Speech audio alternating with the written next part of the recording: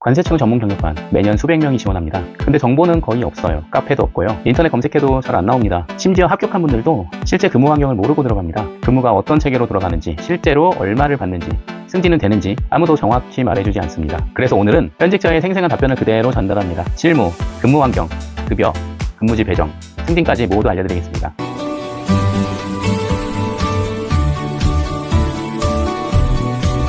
안녕하세요. 판독하는 박교수입니다. 관세청 전문경력관 관련해서 가장 많이 받는 질문이 있어요. 24시간 근무한다는데 정말 24시간 내내 일하는 건지 답부터 드리면 아닙니다.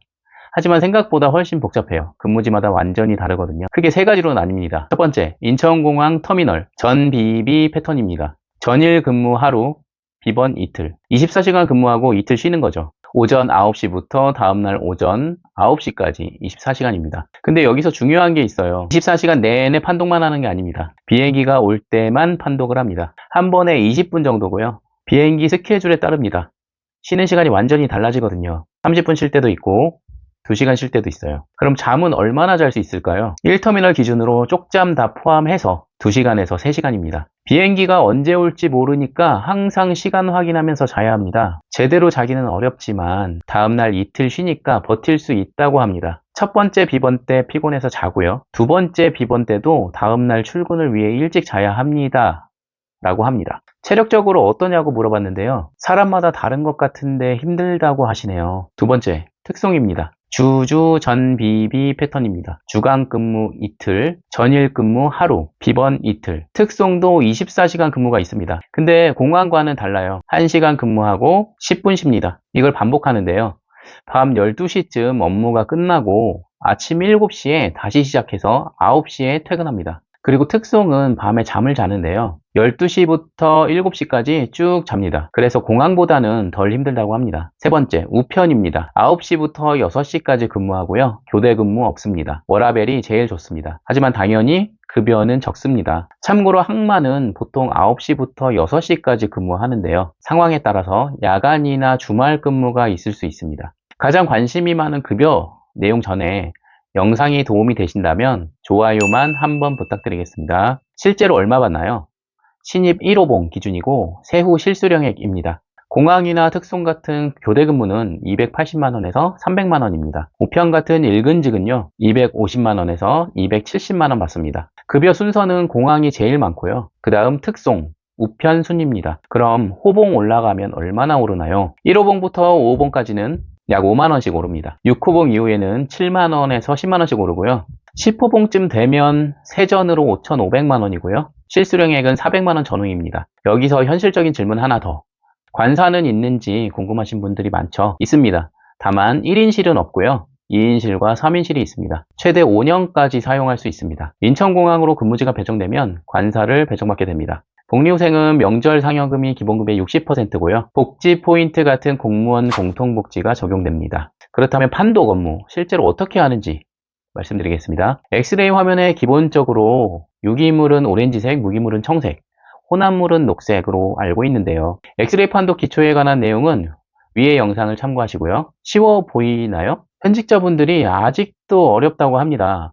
6개월에서 1년은 봐야 눈에 보이기 시작합니다. 그리고 제한 시간이 있어요. 공항은 시간 안에 못 보면 경보음이 울립니다. 경보음이 울려도 무시하고 봐야 하는데요. 놓치지 않는 게 가장 중요하니까요. 특송은요. 시간 안에 못 보면 이상 없음으로 넘어가요. 그런데 검색 장비마다 다르긴 하지만 전전 화물까지는 엑스레이 이미지를 다시 볼 수 있습니다. 엑스레이 검색 장비에 저장이 되거든요. 무기류나 마약을 놓쳐서 큰 사건으로 번지게 되면 감사가 들어옵니다. 당시 근무자를 역추적하고요. 1년에서 2년 정도 고생합니다. 좀 무섭죠? 그만큼 전문성과 책임감이 요구되는 직렬입니다. 근무는 앉아서 하고요. 서서 하지 않습니다. 수면실이 있습니다. 2인 침대도 있고요. 여러 개 쭉 놓인 침대도 있습니다. 야간 시간에는 자유롭게 수면실 갈 수 있습니다. 그리고 업무 분위기 궁금하신 분 계시겠죠? 군기 같은 건 없고요. 근데 인원 부족할 때가 많다고 합니다. 지원 가야 할 경우가 많대요. 병원과 비교하면 병원보다는 만족하다고 합니다. 감정노동이라고 불릴 만큼 어려운 민원인 응대가 없거든요. 모니터 판독만 합니다. 대인관계 스트레스가 적습니다. 그럼 판독 업무를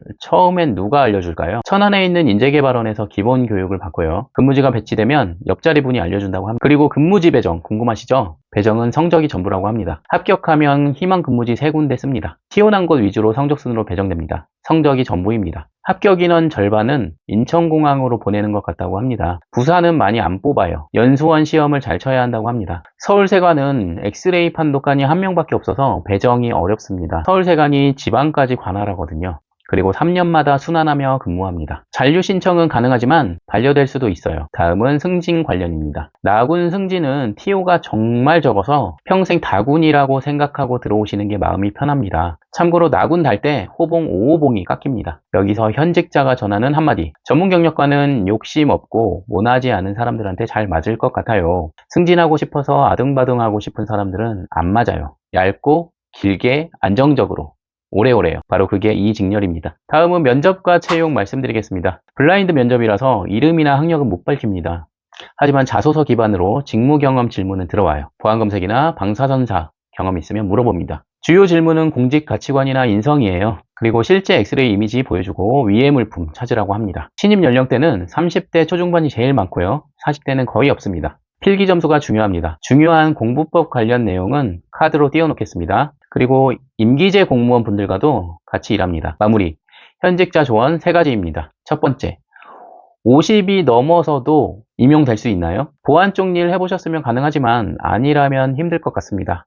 라고 했습니다. 두 번째, 우울증이나 정신건강 문제 있으면 비추천입니다. 밤낮이 바뀌면 우울증 오기 쉽거든요. 교대 근무는 정말 힘들어요. 세 번째, 경력 인정은 병원마다 다릅니다. 따라서 따로 문의해 보시기 바랍니다. 국립대 병원이나 공공기관 경력은 호봉 산정에 유리합니다. 하지만 일반 로컬 병원 경력은 인정받기 어렵고요. 정리하겠습니다. 전문 경력관 다군, 엑스레이 판독 직렬은요. 안정성을 원하고 민원 응대 스트레스 싫고 교대 근무 괜찮고 승진 욕심 없고 얇고 길게 가고 싶은 분들한테 딱 맞습니다. 반대로 워라밸 중시하고 규칙적인 생활을 원하고 승진 욕심 있고 특정 지역만 고집하는 분들은 다시 고민해 보세요. 궁금한 내용은 댓글 남기시면 최대한 답변 드리겠습니다. 시청해 주셔서 감사합니다.